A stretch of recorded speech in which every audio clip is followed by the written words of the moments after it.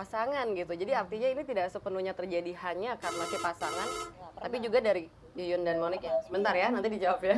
Halo, Halo Mbak Peggy ya. selamat malam. Malam. Dengan siapa ini? Yani di Depok. Ibu Yani di Depok. Oke, tetangga Bu ya, saya kuliahnya di UI loh. Oke, Ibu ada pertanyaan? Dengan Yuyun. Iya, silakan. Mbak Yuyun. Ya. Mbak Yuyun kan masih muda nih, masih cantik ya. Kemarin pertama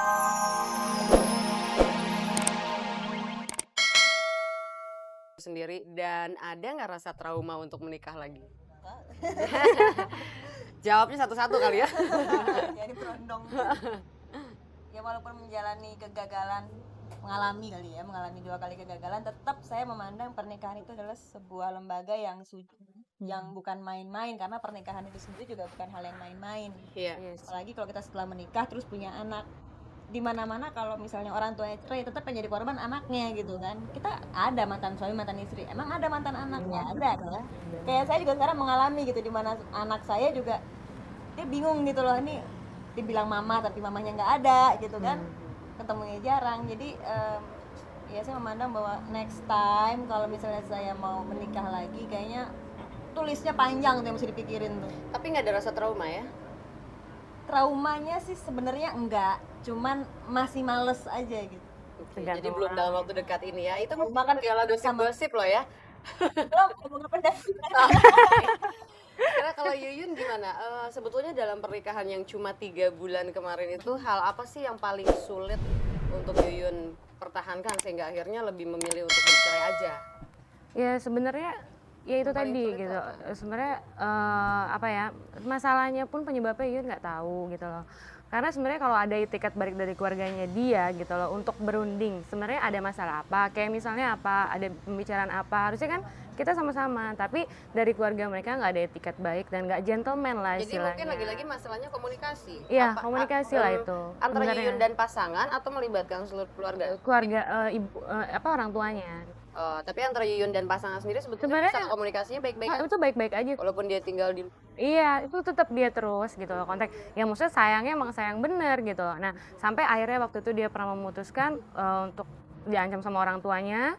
Dia tetap nggak dibiayain segala macam. Iun pun pikir namanya udah suami, Iun mau terima. Tapi ternyata mungkin hanya gombal, tiba-tiba setelah dia janji mau pulang ke Indonesia, nggak taunya. Ya itulah makanya nggak usah jangan terlalu apa ya. Ya mungkin itulah kita nggak bisa lihat dari luarnya. Ternyata anak dan orang tua ya sifatnya nggak jauh beda lah. Itu aja. Monik, kalau tadi kita ngobrol soal tantangan dan kesulitan di dalam perkawinan, maaf maksud saya kesulitan di dalam perkawinan, bukannya itu sebuah tantangan justru untuk bisa lebih menguatkan perasaan cinta kedua belah pihak dalam mempertahankan perkawinannya, atau jangan-jangan malah manusianya yang sekarang sudah mulai kurang respect sama lembaga perkawinan? Gimana menurut Monik? Itu sih sebenarnya balik ke orangnya masing-masing lagi. Tapi kalau di kasus saya ngelihatnya mungkin waktu itu belum siap mental yang tadi saya bilang itu. Kita masih terlalu muda. Terus karena satu dan lain hal memang harus menikah karena anak itu memang sudah ada, gitu kan.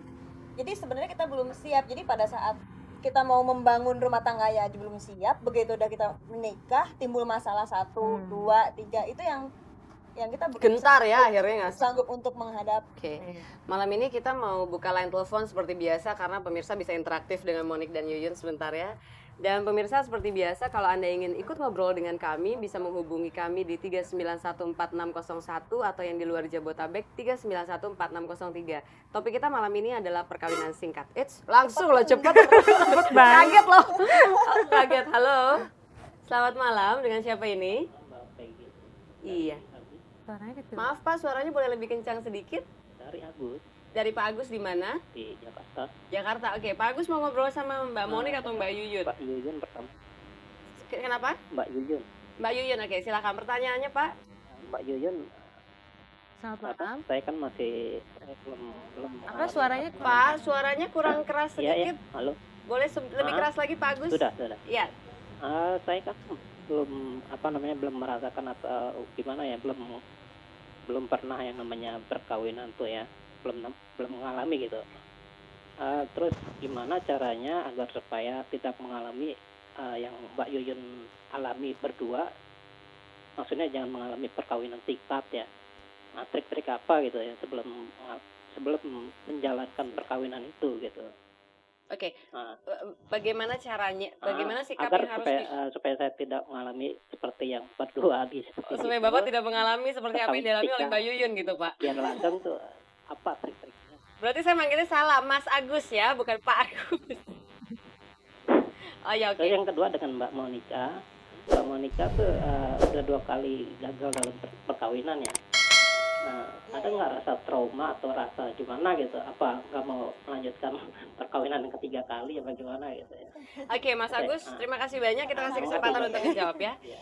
Mungkin kalau pertanyaan yang diajukan ke Mbak Monica tadi sudah dijawab, karena saya juga udah nanya, trauma nggak sih untuk melanjutkan perkawinan lagi untuk yang ketiga kalinya. Tapi kalau ke Yuyun mungkin kalau saya nggak salah dengar tadi kata Pak Agus gini, sikap apa sih sebetulnya yang harus diterapkan di dalam sebuah rumah tangga supaya tidak terjadi hal yang kemarin terjadi kepada Yuyun dan suami gitu. Dan apakah Yuyun sudah menerapkan sikap itu atau belum pada saat kemarin menikah?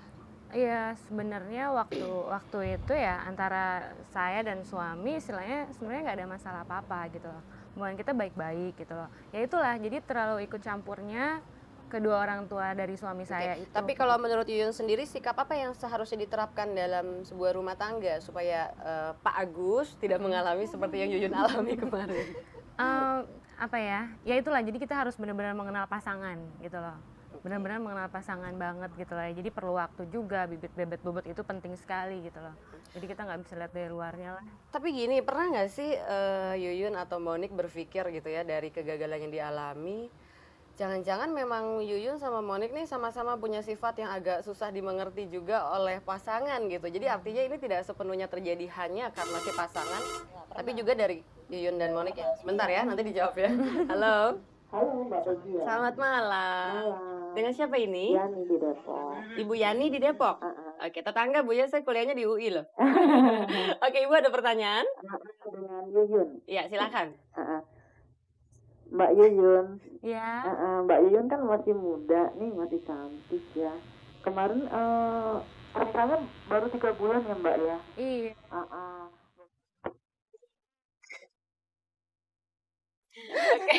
Makasih. Ibu mungkin pertanyaannya? Pertanyaannya kemarin tuh ketemunya gimana Mbak, kok bisa cepat itu sih? Oke, ya.